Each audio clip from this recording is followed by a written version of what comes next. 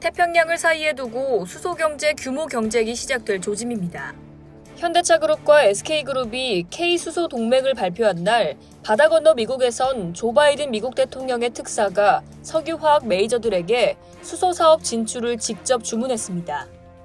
앞서 호주와 일본도 수소 사업에 사활을 걸고 뛰어든 상황입니다. EU에 이어 세계 최대 에너지 생산 소비 시장인 미국이 수소 경제 구축에 나선다면 글로벌 수소 산업 전반에 판이 달라지는 상황이 됩니다. 한국 수소 기업들에도 큰 기회가 될 전망입니다. 먼저 정의선 현대차그룹 회장과 최태원 SK그룹 회장이 수소를 가운데 두고 의기투합했습니다.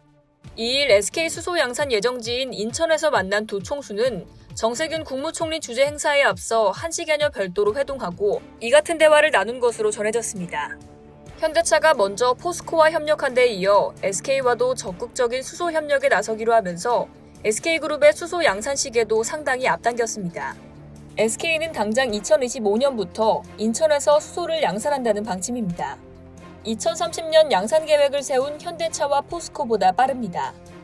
현대차와 SK그룹 간 미래 에너지 협력은 이뿐만이 아닙니다.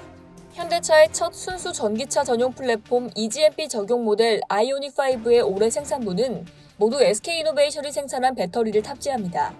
연내 나올 기아차의 첫 순수 전기차 전용 모델 CV, 제네시스 첫 순수 전기차, 전기버스와 전기승합차, 수소 전기트럭 역시 전략 SK이노베이션 배터리를 사용합니다. 정의선 회장이 이날 직접 SK 인천 공장을 찾아 최태원 회장과 돈독한 협력 관계를 과시한 이유이기도 합니다. 최 회장과 정 회장은 한국판 수소위원회 구성도 추진하기로 했습니다.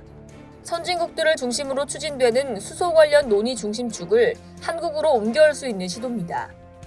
에너지 최대 소비시장 미국에서도 수소 사업이 본격화할 전망입니다.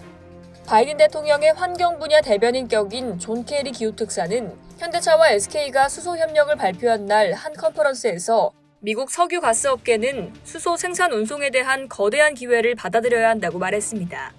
글로벌 수소 산업계는 케리 특사의 발언에 대해 바이든 대통령이 미국 오일 메이저들의 수소 사업 진출을 사실상 지시한 것이나 다름없다고 해석합니다.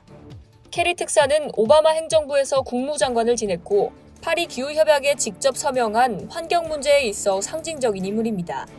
케리 특사는 수소는 지금은 대부분 가스에서 추출되지만 신재생 에너지를 사용해 만들려는 노력을 통해 탄소 배출이 줄어들 것이다. 석유 가스 회사들은 수소를 운송할 수 있는 엄청난 기반 시설을 갖추고 있지 않느냐고 말했습니다. 한 국내 수소기업 고위 관계자는 케리 특사의 발언은 수소 산업 전반의 판을 바꿔놓을 수 있는 계기가 될 수 있다. 글로벌 수소 경제 구축이 훨씬 빨라질 것이라고 말했습니다. 미국 수소 시장 개화는 K수소 동맹의 또 다른 축인 한화그룹의 더 없는 호재입니다. 한화는 수소 기반 시설 전문 기업 니콜라에 대규모 투자를 단행했는데요. 수소 트럭 생산 문제로 논란에 휩싸였던 니콜라지만 한화는 의연합니다. 니콜라의 본질적 가치는 트럭이 아닌 수소 밸류체인에 있기 때문입니다. 한화는 계열사들의 발전 기술과 수전의 기술을 투입해 니콜라가 미국 서부 일대에 구축하고 있는 수소 공급망 사업의 한 축을 맡는다는 방침입니다.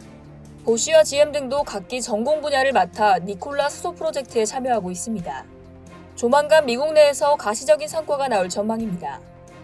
신사업에 힘을 주고 있는 김동관 한화전략부문장 겸 한화솔루션 전략부문 사장으로서는 미국 수소경제 본격화가 반가운 일일 수밖에 없습니다. 기존 주력인 태양광 사업과도 긴밀하게 연결되는 게 수소 사업입니다. 미국의 수소 산업 진출이 한국 기업에 미칠 긍정적 영향이 기대됩니다. 이상 여의도TV였습니다.